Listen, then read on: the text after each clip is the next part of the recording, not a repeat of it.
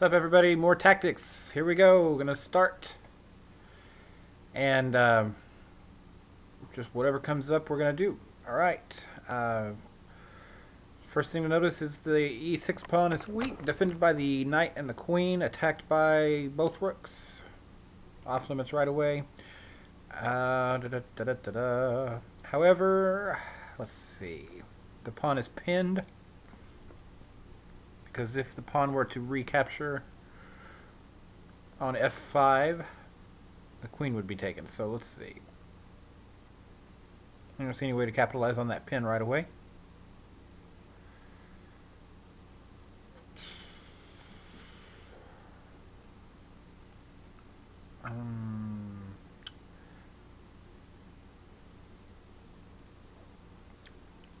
Yeah. A little stuck right out of the gate. How about Queen G3 attacking the rook, threatening knight H6, which is a fork. Seems reasonable. Or how about just knight H6 right out of the gate? G takes H6, fork on G3. Yeah. That's better. I think we just go right here right away. Yep. Okay, one down. Up to 1544.4. To start off, it was 1541. So here we go. Next problem. All right. Here, let me close that so that doesn't happen in the background. Sorry about that. It happened in the last video and I just ignored it. Rather it not happen again. Okay, so king's kind of in the corner. Can't get to it with the pawn there. Queen's out here undefended. Knight's down here undefended. Rook's over here undefended. All kinds of undefended pieces. So the first thing I would look for is some sort of way to fork, maybe. And I don't see it right away.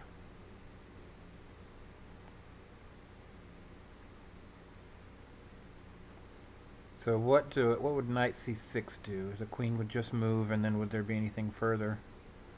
Not that I can see. What would knight f5 do? Doesn't really threaten very much. Let's look for pinned pieces. The pawn is pinned here. So is this square important at all? Rook g5 doesn't do anything. Huh. Well, the number one feature I see is that all three pieces are undefended. That's the number one thing I see. I don't see a way to capitalize on it, however. For instance, there's no square that can attack both of these pieces at the same time. And this square is the only safe place to attack the queen. Okay, how about queen takes h6, g takes h6, and then g7. And at the very least, yeah, that's going to win the rook, because I'll get a queen out of it and he'll lose the rook. So let's do it. Okay, wait a minute here. Was that going to be a knight? Knight would be checkmate, wouldn't it? No, actually. But it's pretty clear it wants me to promote to the knight so that I can do this. Yes, it is checkmate. No, yes it is. Yes it is. Okay. All right, so 1547 going on. All right. Right away I see queen h1. It doesn't win anything because the rook is protected. How about rook d1, rook takes, rook d1.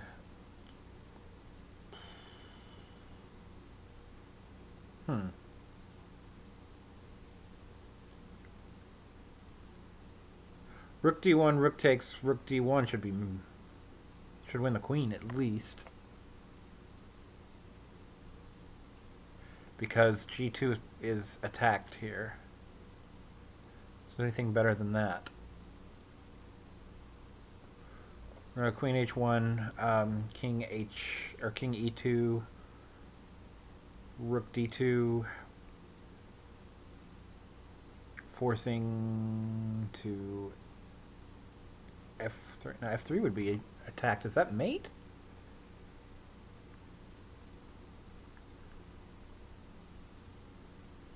Am I missing something here? Okay, so I get two options. One is rook d1, which should win the queen because he'll have to interpose the queen at the end of that line. Queen h1, yeah, queen h1. Yeah, forces. It's forced king e2. Rook d2 forces. Well, I could go rook e3. And then rook d3.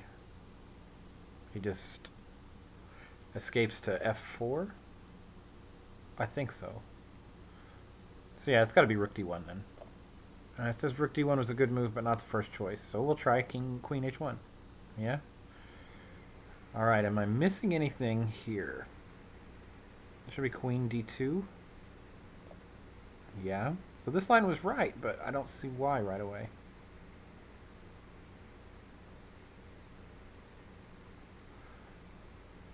Alright, it can't be rook 2 to d3. It's got to be rook 8 to d3. If it's rook 2 to d3, he just comes back to e2, and we've not gained anything. Really? Yeah, seems right. So let's go rook 8 to d3.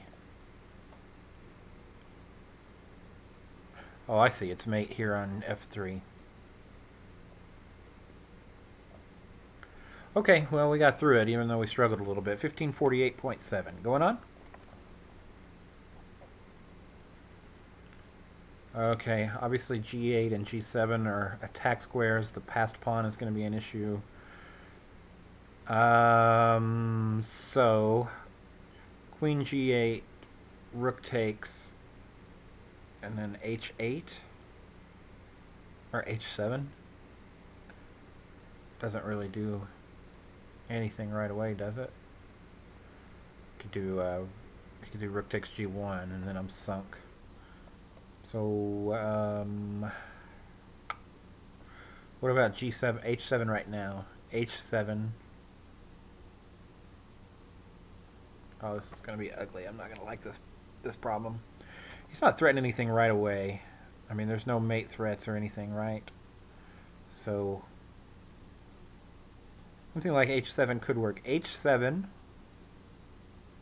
and now g8 is even more important. So let's say h7 and then pass. You know, no move. h7 pass. Queen g8, check. Rook takes. Rook g8. Should be checkmate? Yeah, so I think that's got to be it. It's going to be h7, and then how does he defend that square one more time? Well, I guess he could play either one of these pieces back to the 8th rank. Does that work? So h7, just for example, queen d8 or c8, either one. Let's even make it simpler. h7, queen, g8, rook, a8. Then if I go queen takes, rook g8, rook takes, and then h takes g8, queen, king takes, still doesn't work. So he can defend g8 one more time, even after h7. So I'm thinking it's going to be some sort of maybe a discovered check, something like that. That's going to be the trick here. Queen g7, check, and then he's going to take with one of the minors. We'll just start with bishop. Bishop takes, and then h takes g7 is double check. Therefore, he can't take back. And he would then have to move king g8. then h7, check, probably mate. I think that's it.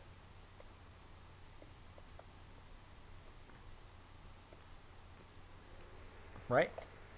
Aha, got it. Okay, 1551.5. Still on a roll here. Moving on. Okay. First thing to notice is our queen is pinned. Can't move. So things like what? Let's say rook e6, in which he just takes, worst case. Or no, it's not even that easy. Rook e6, rook takes, and then, whatever. So it's going to have to be some sort of a check here, probably. What about rook g6? Can't. Okay, so is rook g6 just mate? Let me look at just a minute and make sure I'm not crazy here. No, it's not mate because the queen can interpose on g5. But then rook takes g5 would be mate. So rook g6. All right, 1554.2. Moving on.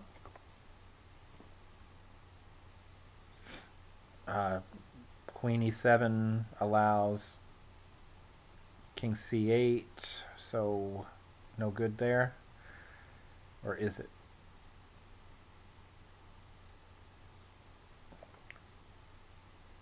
Not sure. We've got a back rank weakness we've got to be careful of. We could take on h8 right now. And then after rook takes, we're basically even material. A rook and a minor for a queen. Probably not good enough for the puzzle. There's probably more. What it is, I have no idea yet. So let's look again here. At queen e7, king c8. Oh, then you can take the queen. Right? Yeah. That's all. That's what it is. Because now the king is forced to block the rook. So that just ends up material. Okay, 1557.1. Moving up. Moving on, I should say. Okay, here we have, there's a check on f2, which will win the rook. So knight f2, rook takes, queen takes a1, check. So it just wins the exchange. That's probably all there is to this one. It looks pretty simple. Be surprised if there was more. I don't see any way to make a mating net out of that. So I'm going to go ahead and move it. Knight f2 check. It forks the king and queen. The rook has to take. And then queen takes a1. Okay, that was right. 1562 plus 4.9. Alright, here we're playing white. And these are the kind of problems I struggle with, honestly. So let's look at some starters here. Rook h6 forces the king back a row. Or forces the bishop to f6. One of the two. I guess neither one of those is forcing. Rook h6, king to one of the light squares on the 7th rank, d7 or f7.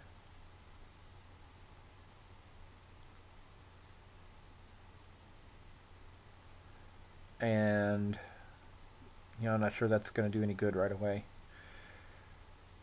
Is there any... Let's look. We've got a dark squared bishop. And the rook is on a dark square. The king, however, is not. And we can't make him go to a dark square either. He has a dark squared bishop. Okay, how about d5? d5 looks like it cuts way down on the number of squares the king can move to. So let's start with d5. d5, king f6 is forced. So now we can make the king go to a dark square. And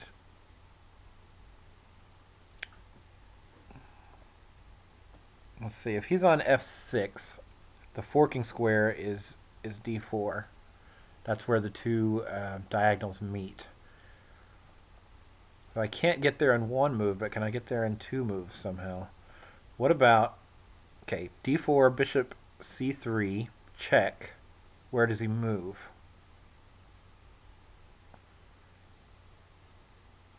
Aha, so if he moves to g6, then it's rook g7, winning the unguarded rook on g1.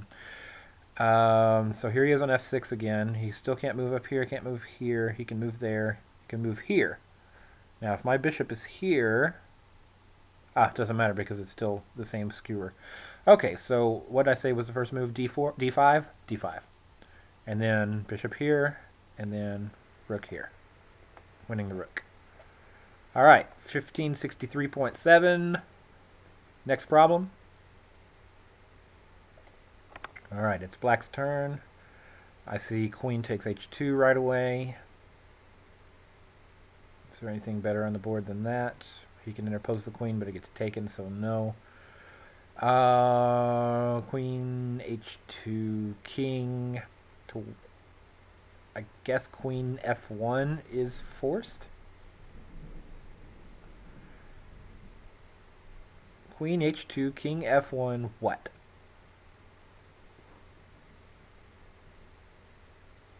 Okay, the bishop is hanging on c2. Is that all there is to this? I'm always wary when it seems to be that easy. Queen h2, king f1. Is anything of mine hanging that he can take back? So it's not a clean win of material. It looks like it's a clean win of material. Okay, yeah, I'm going to go with queen h2. I just be surprised if it's something else. Okay, there's that, and then win the bishop. Okay, problem correct, 1565.8. Two more problems and I'm quitting. All right, white's turn. Bishop's under attack twice and defended once. It needs to have something done about that. What we have is, let's see about knight takes a5, queen takes a5, what? Nothing right away. Now the bishop on e6 is undefended. Does that do anything? Or does that mean anything? I see it now. Queen h5 check. And that wins the bishop, or wins the knight on a5. So queen h5 check. However he chooses to block it or move doesn't matter because we just take the a5 knight to the next move. So here, yeah, and then we have to take with this. All right, one more, 1568.8. Maybe we can get to 1570 here. Let's do this. Come on. Queen h3 check. Why, though? Queen h3 check. He can't interpose anything along that diagonal, so that's encouraging. He's going to have to go to... Oh, no, queen h3 is just checkmate, isn't it? Let me look one more time. I don't see anything that can interpose, so just queen h3 checkmate. Yep, that's it. Queen h3 mate. 1569.9. Look at this. 1569.9. Can you believe that? That is painful, but it rounds up. So 1570. Hooray. Okay. So that's all I'm going to do. Comments or suggestions or whatever in the comments would be great on YouTube.